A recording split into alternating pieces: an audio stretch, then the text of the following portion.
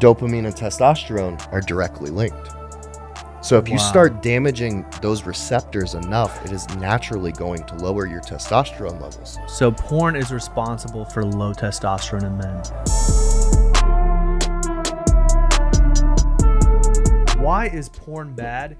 And what are the effects of porn on the brain? All right, let me start off by saying that sex is so ingrained in a man's instincts. I don't know if you guys know this, but on average, men think of sex 19 times a day. Jeez Louise. Food coming in second place at 18 times a day. Jeez. So our need to be sexually fulfilled is even stronger than our need for sustenance. That's why more people need to fast. Right.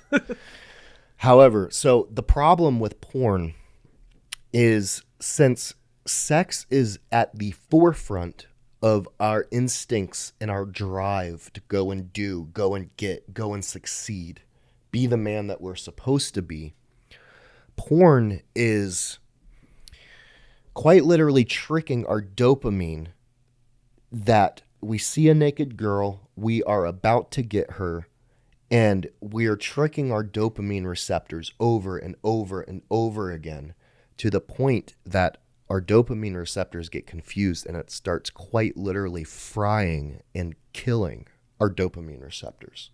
Now, as we've discussed before, dopamine and testosterone are directly linked.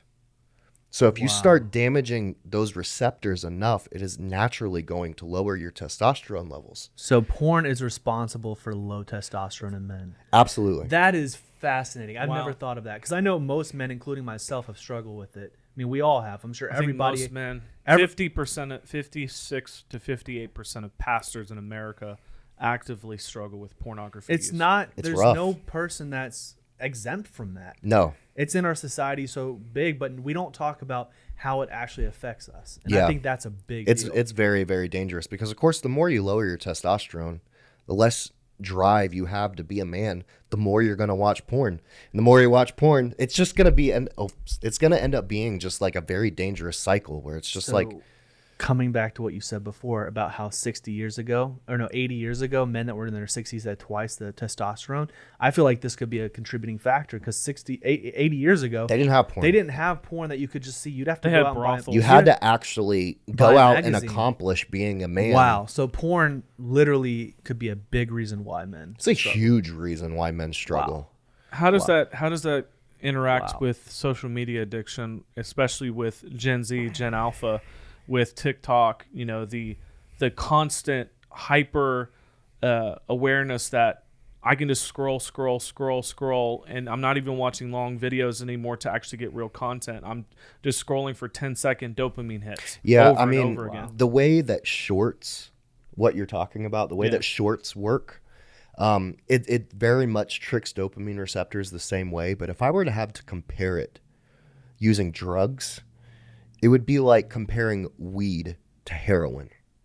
Wow. Weed is Weed is like heroin social porn. media shorts. Porn is freaking heroin.